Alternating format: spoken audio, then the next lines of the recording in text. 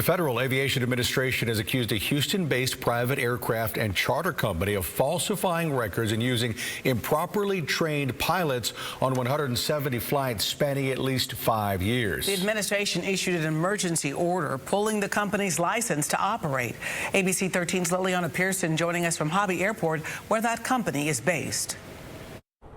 That expert I talked to said these allegations are alarming. He says if StarFlite Aviation was falsifying these training records, that means that pilots were flying knowing they didn't have the proper safety checks.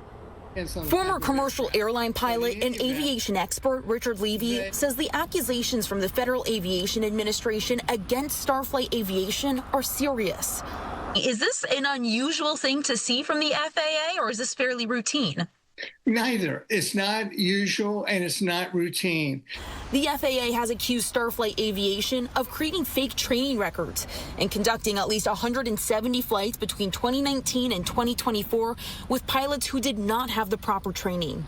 The administration says the company was creating fake entries for check rides and competency checks. Levy says those are standards, checks and balances in which an FAA official rides along with a pilot to make sure they adhere to safety guidelines. We want to be sure that when the public is flying with them, that the routine flight is conducted in a safe manner. And if they've not been evaluated, had a competency check is what the report said, or check rides, then we don't know how good their skills are. That's not any way to run an airline.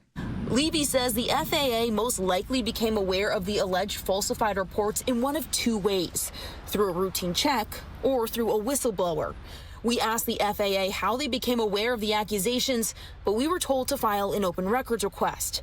Now, the FAA has revoked the air carrier's certificate of operation, saying the company has a, quote, disregard for the safety of the flying public. Levy says having improperly trained pilots flying in airspace shared by the wider public could spell serious legal trouble.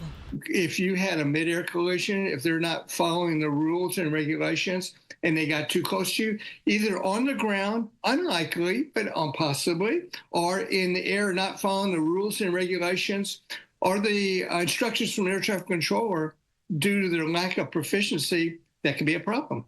The FAA says StarFlite Aviation can appeal their decision. Today, I made multiple attempts to get in touch with somebody from StarFlite Aviation, including going to one of the owners' home. Somebody at that house told me they did not wish to speak with us. I'm Liliana Pearson, ABC 13 Eyewitness News.